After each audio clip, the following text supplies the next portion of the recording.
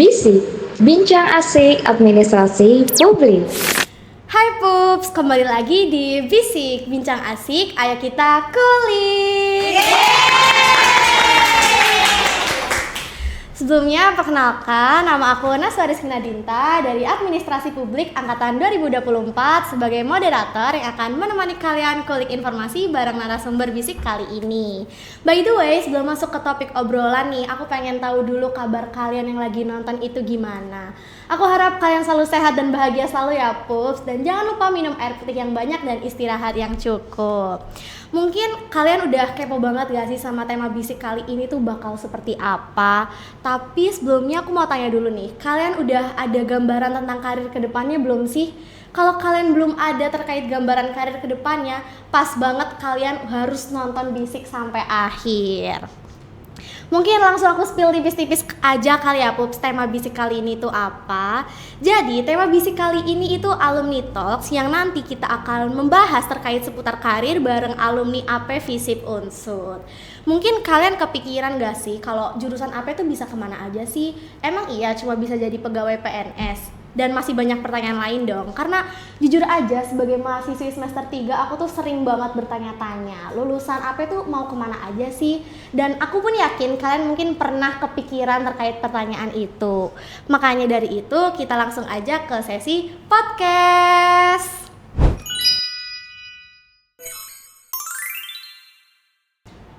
Halo Kak, sebelumnya mungkin aku mau bilang terima kasih banyak karena aku seneng banget akhirnya kakak bisa jadi narasumber di Bisik kali ini. Mungkin sebelum lanjut ke obrolan selanjutnya nih, aku bisa kali dikenalin dulu mulai dari nama kakak siapa, angkatan berapa, sekarang bekerja sebagai apa, dan posisinya apa. Oke Kak, sebelumnya terima kasih banyak nih udah diundang di podcast Bisik. Sebelumnya kenalin dulu, nama aku Anissa Adah dan aku dulu angkatan 2012 Administrasi Negara Visip Unsut. Dan sekarang aku kerja di konsultan agribisnis Kementerian Pertanian dan program iCare dengan World Bank. Dan selain itu aku juga kerja di Konsorsium Inovasi Koperasi Indonesia. Wah, keren banget gak sih Pups, alumni AP Unsut kali ini. Mungkin langsung aja aku tanya-tanya ya Kak, dan sedikit flashback ke masa kuliah nih. Mungkin aku pengen tahu alasan Kak Anis tertarik ke jurusan administrasi publik itu apa? Oke, jadi kalau flashback ya, menurut aku masa kuliah itu is the best moment in my life. Dan dulu waktu memilih administrasi negara itu belum ada motivasi khusus untuk kenapa sih memilih administrasi negara, karena dulu hanya didampingi sama guru BK ya kalau masa SMA ya, dan motivasinya ya hanya melihat berdasarkan apa itu kebijakan publik, kemudian peluang kerjanya di mana, that's it. Tetapi after masuk semester 1, semester 2, di situ aku mulai interest bagaimana kebijakan publik itu diproduksi, dan kita tidak hanya melihat ataupun bagaimana kebijakan publik itu untuk mensejahterakan masyarakat banyak, tidak hanya untuk segelintir orang aja. Itu sih. Oke, keren banget sih. Karena awalnya tuh belum tahu, tapi lama-lama mulai tertarik nih sama kehidupan AP seperti apa. Mungkin aku juga kepo nih. Dulu waktu kuliah tuh Kak Anis tuh ikut kegiatan apa aja seperti UKM ataupun organisasi dan kepanitiaan yang bisa melatih skill kakak sampai menunjang di karir sekarang. Oke, jadi kalau dulu mahasiswa, saya semester 1, semester 2 cukup banyak explore kegiatan-kegiatan mahasiswa baik di level jurusan, fakultas ataupun universitas. Jadi kalau jurusan, ingat saya itu adalah HIMA, Himpunan Mahasiswa Administrasi Negara.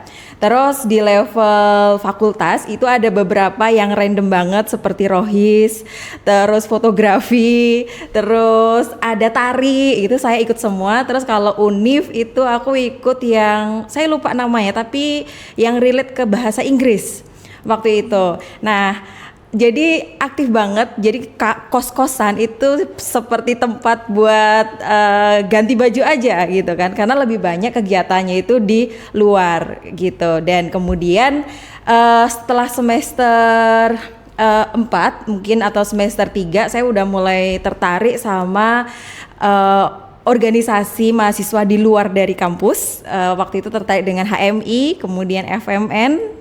Saya nggak tahu hari ini masih ada apa enggak. Dan di sana saya mulai belajar dan meninggalkan kegiatan-kegiatan di dalam kampus gitu. Dan a lot of experience in my waktu kuliah dulu, saya mulai mengerucut pada isu perkoperasian, di mana pada waktu itu saya mulai gabung di Koperasi Pemuda dan dapat beberapa experience untuk ke China, ke Thailand sebagai representative of youth gitu. Itu sih cukup menarik dan itu adalah the best moment of my life. Asik banget, Kak Anis bener-bener memanfaatkan semester-semester muda buat nge-explore apa yang ada di Unsud banget nih ya. Mungkin aku juga pengen tahu nih, sebelumnya tuh Kak Anis udah merencanakan ingin bekerja atau berkarir di bidang sekarang atau bagaimana?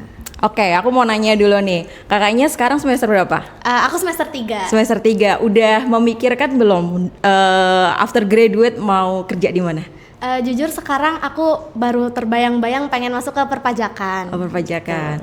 Jujur kalau saya belum memikirkan dulu mau kerja di mana. Karena bagi saya tuh gini, buku baru dibuka, kenapa harus segera ditutup?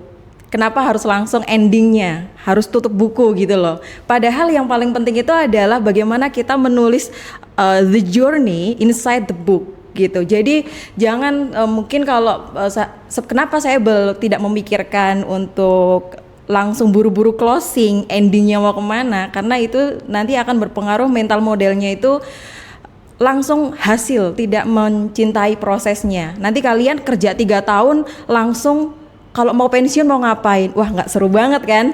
Jadi instead of kalian memikirkan ataupun terlalu fokus untuk after graduate mau kerja di mana, sekarang lapangan pekerjaan makin sulit dan terlalu overthinking about it, it's better kalau misal kalian bisa enjoy your journey. Kayak saya tadi sampaikan ya, I think that masa-masa kuliah itu harus kalian optimalkan untuk explore who you are, kemudian kalian belajar berbagai hal di dalam kampus, karena to be honest itu nggak bisa di-repeat, dan kemudian dunia pekerjaan after graduate akan sangat berbeda. Kalian akan ada limitasi untuk proses belajar sebebas saat kuliah. Kalian bebas baca buku karena kalian belum dituntut sama pekerjaan.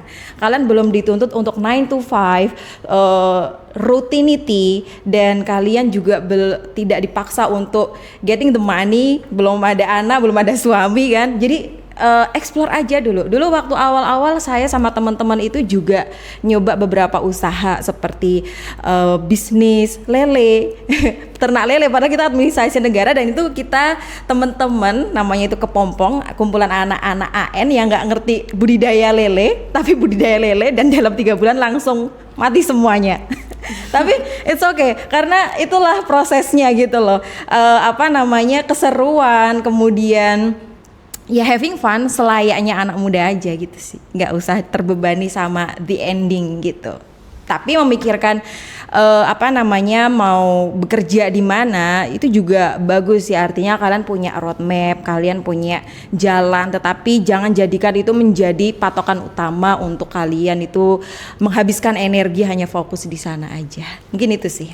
Oke deh, keren banget sih. Tadi waktu aku dengar nostalgia masa kehidupan kampusnya Kak Anis yang mulai dari coba-coba sampai akhirnya bisa mengerucutkan bidangnya dan berakhir sampai udah sekeren ini. Mungkin aku juga pengen tahu langkah awal kakak setelah wisuda sampai memasuki ke dunia kerja itu seperti apa? Oke, jadi kalau aku melihat, jadi dulu aku lulus itu cukup panjang ya, tapi ini nggak boleh ditiru. Jadi aku tuh lulus itu lebih lama dari teman-teman. Aku lebih dari 4 tahun, 4,5 kalau nggak salah. Jadi apa yang saya refleksikan adalah after graduate itu polanya itu tidak berjenjang. Jadi kita dari SD, SMP, SMA itu tuh seperti anak tangga. Kita naik kelas, lanjut ke tingkat selanjutnya dan seterusnya. Dan dalam sistem pendidikan itu linear, artinya gini, apa yang kita upayakan, kerja keras kita itu akan diganjar sama nilai yang bagus. Setidaknya kita bisa menjadi anak berprestasi.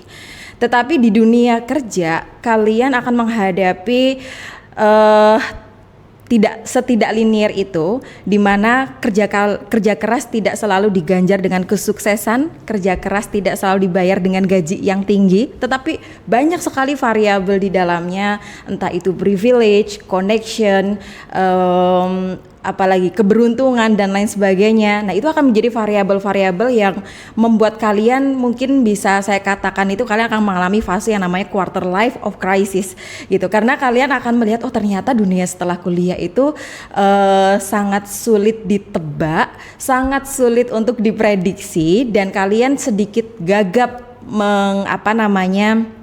melewatinya gitu kan, karena tadi kalian selama mungkin 23 tahun selalu terbiasa sama anak tangga, tetapi kalian mulai memasuki dunia yang kalau saya sebut adalah connecting the dots gitu.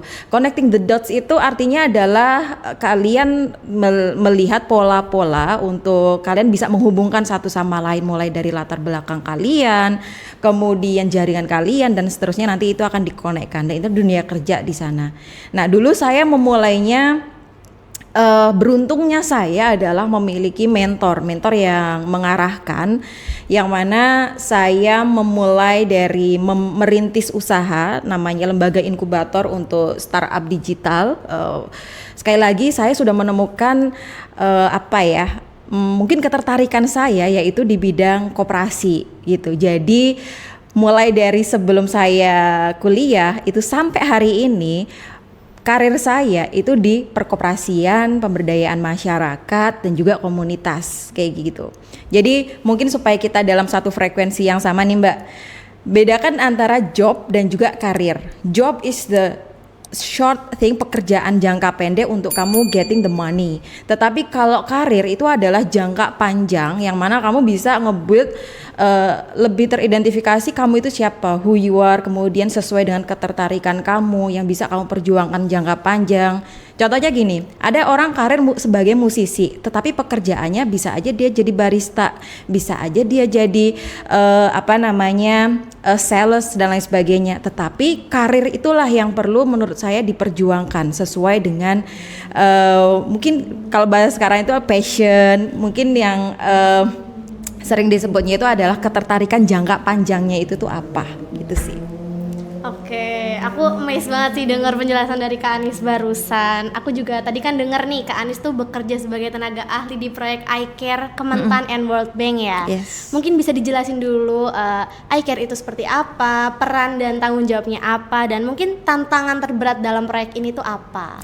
Oke, jadi iCare itu adalah Integrated Corporation of Agriculture Resource Empowerment.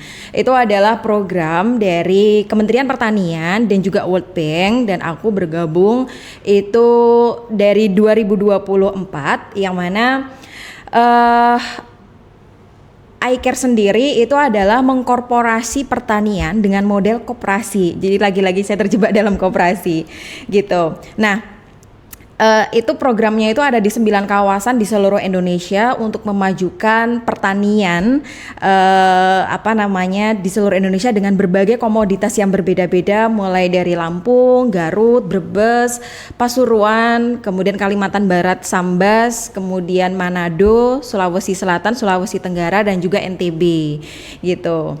Nah, tantangannya tentu ada banyak ya, yang mana saya berasal dari administrasi negara, tidak mengerti bagaimana budidaya sapi. Sampai dulu saya bertanya, sapi itu makannya apa sih?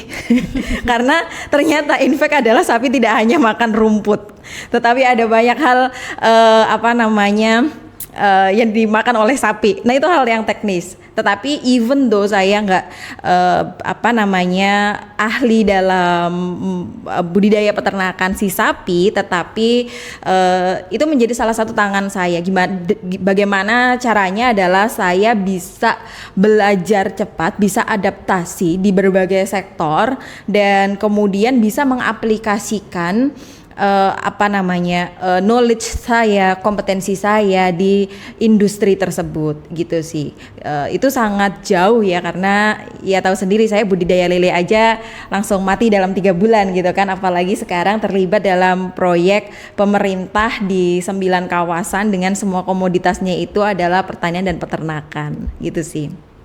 Mungkin aku juga pengen tahu nih Kak, berapa lama sih Kak Anis tuh bisa beradaptasi dengan tantangan-tantangan yang ada? Oke, sebenarnya it depends on tantangannya ya. Kalau apa namanya, menurut saya setiap proses itu pasti ada tantangan. Waktu mulai kerja dulu itu tantangannya itu adalah bagaimana membangun tim, menjadi leadership skill dan lain sebagainya. Setiap proses menurut saya itu adalah tantangannya dan tidak bisa diukur berapa berapa lama waktunya, karena semua hal saya sebut mastery ya, penguasaan, keahlian itu butuh waktu yang cukup. Kalau ada beberapa itu mengatakan kamu akan ahli after 10,000 hours gitu, berarti berapa tahun tuh, 5 tahun mungkin untuk menjadi ahli. Misal Mbak sebagai influencer gitu kan, ataupun sebagai marketing dan lain sebagainya, mungkin butuh sampai selama itu gitu agar mastery dalam bidang tertentu. So kalau saya berarti masterynya itu adalah di perkoperasian, secara profesional saya memang menggeluti di bidang tersebut, dan saya sekarang kalau bekerja berarti udah lebih dari 8 tahun, karena saya juga bekerja sejak kuliah juga gitu kan di perkoperasian. Jadi ya saya masih melanjutkan di hal tersebut. Oke, tadi aku juga dengar Kak Anis tuh ada bekerja di ICCI ya? Iya. Sebagai managing director. Iya. Mungkin bisa dijelasin juga ICCI itu apa, aktivitasnya seperti apa, dan mungkin saat mengelola ICCI itu berkontribusinya tuh seberapa besar di pengembangan karir Kak Anis itu sendiri? Oke, jadi Konsorsium Inovasi Koperasi Indonesia itu adalah perkumpulan untuk mengadvokasikan kebijakan.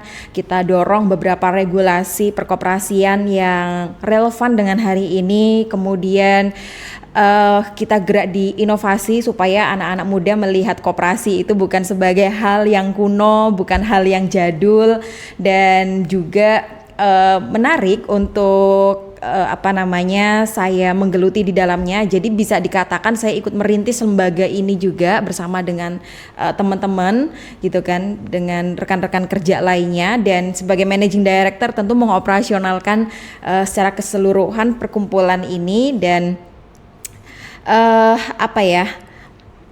tadi mungkin bisa di pertanyaannya terkait apa itu pengalaman mengelolanya, bagaimana untuk pengembangan karir dari Kak Anis? Oke, kalau pengembangan karir karena itu masih di perkoperasian, jadi ya masih inline ya dengan apa yang menjadi karir saya, yaitu di perkoperasian. Dan ini memang salah satu wadah yang kami bentuk, yang saya bentuk juga bersama rekan-rekan itu untuk memajukan koperasi di seluruh Indonesia gitu sih. Oke, dari yang aku tangkap juga ya, pasti ada dong perbedaan dari dunia kampus sama dunia kerja kan pastinya. Mungkin menurut Kak Anis sendiri, ada nggak sih perbedaan yang signifikan dari dunia kerja dan dunia kuliah? Iya, tentu ada banyak perbedaannya ya. Kalau misalnya adalah mungkin kalian akan mendengar after graduate kalian welcome to the real jungle gitu kan. Kenapa sih disebut jungle, padahal itu adalah masa-masa mungkin kalian akhirnya lepas dari kampus gitu kan. Tapi kenapa kalian masuk the jungle? Karena tadi ya yang saya bilang, kalian akan memasuki dunia pekerjaan yang mana tidak linear. Kerja kelas kalian tidak dibayar dengan kesuksesan, dengan keberhasilan, dan IPK kalian tidak menjamin kalian bisa kemudian mendapatkan pekerjaan yang bagus juga kayak gitu loh. It depends on banyak variabel dan juga banyak faktor, dan perbedaan utamanya itu adalah kalian perlu belajar sendiri, mencari keunggulan kompetitif. Nah, kalau saya sering sebutnya itu adalah spesifik knowledge. Sebenarnya kalian tuh ahli di mana? Top of mind ketika saya mendengar Mbak itu apa? Top of mind ketika mendengar Anissa ada itu apa? Kayak gitu sih. Dan kalau yang saya hadapi itu adalah keberlimpahan ya. Milenial, zilenial, Mbaknya generasi apa? Alpha? Gen Z. Yeah. Oke.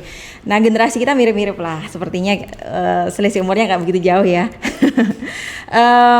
Kita menghadapi tantangan itu adalah keberlimpahan, di mana sumber daya itu sebetulnya itu berlimpah, sumber informasi itu berlimpah, sehingga membuat kita itu cenderung lembek dibandingkan dengan generasi baby boomer dan generasi-generasi di atasnya kita. Kita terbiasa dengan keinstanan, di mana kita terbiasa dapat misal serba instan. Sekarang mau ke stasiun tinggal pakai Gojek, dulu harus menghubungi teman kayak gitu kan. Nah, keinstanan itulah yang kemudian membuat kita itu melupakan prosesnya dan langsung berorientasi itu di hasil. Kemudian dengan adanya sosial media itu juga akhirnya kita selalu comparing each other, bagaimana dia lebih sukses daripada kita, dan nah hal-hal itulah yang kemudian perlu diminimalisir. Jangan terlalu fokus di sana, tetapi lebih fokus pada bagaimana kita membangun keunggulan kompetitif diri kita sendiri kayak gitu. Karena dunia kerja itu perlu lebih keras kepada diri kita, jangan menjadi lembek. Kalau kata Tan Malaka itu kan adalah terbentur. Nah, menurut saya itu akan sangat applied ke dunia kerja. Generasi kita jangan lembek terhadap segala masalah itu harus dihadapi, dan kita harus punya problem solving yang menurut saya itu adalah skill yang paling tinggi. Kemudian inisiatif, itu yang sangat saya jarang ketemu ketika nyari hire karyawan. Nah, itu harus dikuasai. Gitu sih. Wah Pops, gimana nih pengalaman dari Kak Anis, bener-bener ngasih insight baru gak sih? Karena aku merasa aku jadi dapat pandangan-pandangan baru nih untuk kedepannya seperti apa.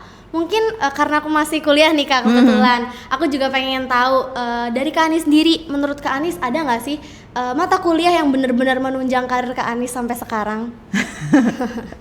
Kalau mata kuliah menurut saya semuanya itu sangat bermanfaat buat kita ya. Jadi saya tidak bisa memilih salah satunya, karena bagaimanapun yang namanya mata kuliah itu akan memberikan dampak secara tidak langsung kepada kita hari ini, entah itu perspektif, entah itu pandangan-pandangan kita melihat birokrasi, pandangan kita melihat organisasi, yang mana itu kita pelajari semuanya di seluruh mata kuliah administrasi negara gitu kan. Jadi cintailah semua mata kuliah yang kalian hadapi, karena tidak ada satu hal pun yang directly berdampak, ya pasti semuanya itu akan berdampak kayak gitu sih. Oke, berarti emang harus di notes, kita harus paham dan selalu suka sama mata kuliah yang ada supaya bisa menunjang ya Kak Anis. Mungkin aku juga mau nanya lagi nih, sebagai mahasiswi semester 3 mungkin bisa dikasih tips-tips supaya aku tuh bisa bersaing dengan dunia kerja lebih dini, supaya aku bisa mempersiapkan diri lebih mantap lagi untuk kedepannya. Oke, buat semester 3 ya,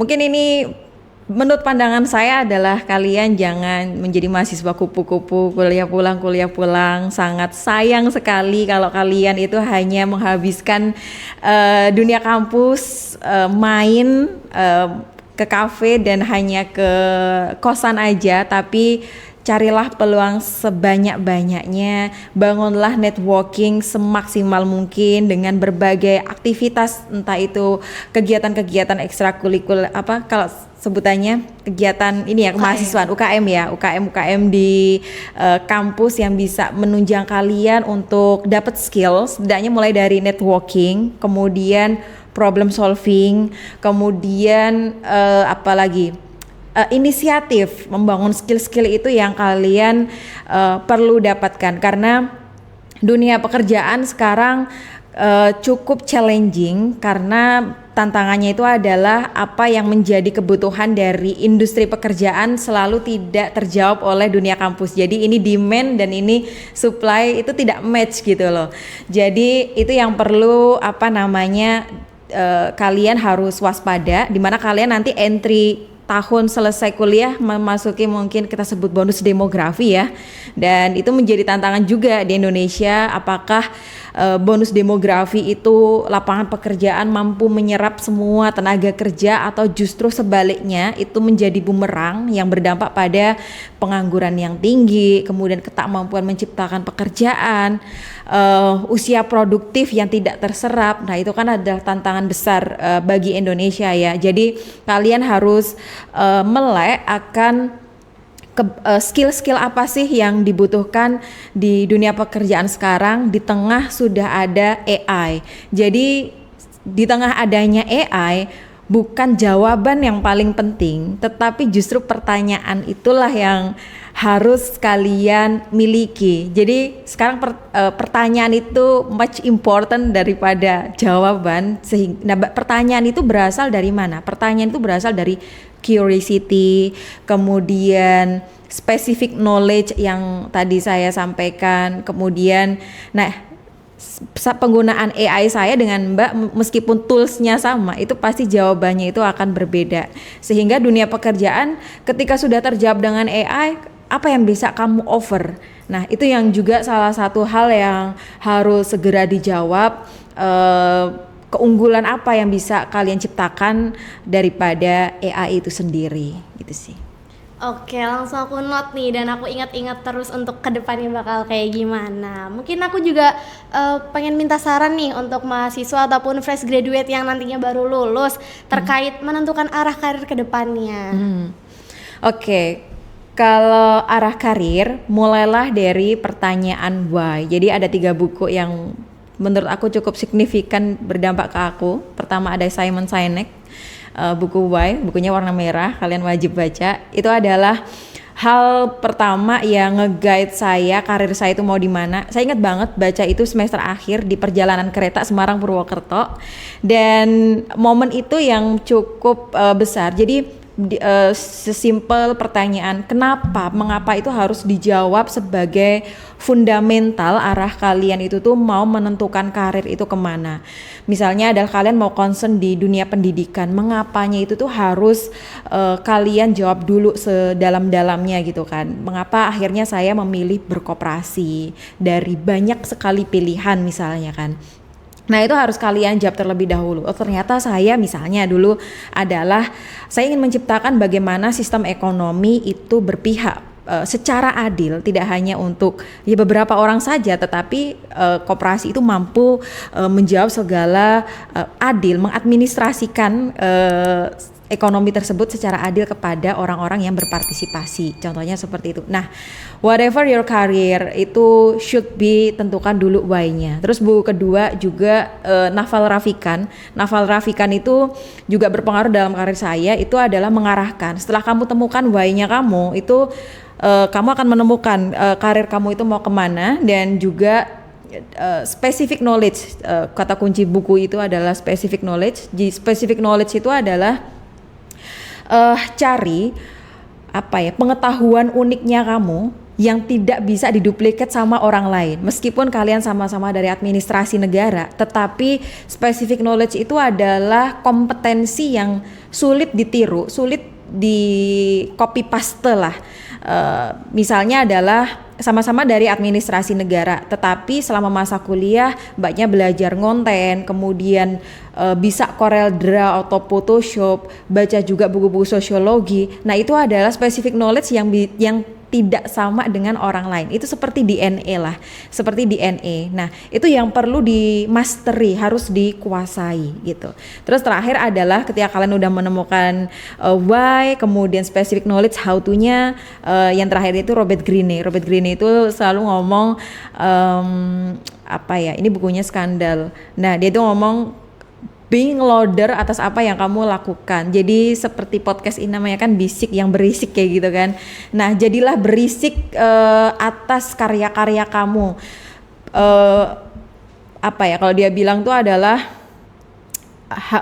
kalau misalnya itu harus berbiaya mahal untuk kamu berisik, habiskanlah biaya itu agar kamu berisik. Nah itu yang sangat saya belum kuasai juga. Yang terakhir itu adalah menjadi berisik atas karya saya, dan itu adalah melalui sosial media, melalui konten, dan itu yang harus ya itu the best way untuk kanal sekarang ya, untuk menyampaikan pandangan-pandangan kamu, menyampaikan mimpi kamu melalui sosial media gitu sih.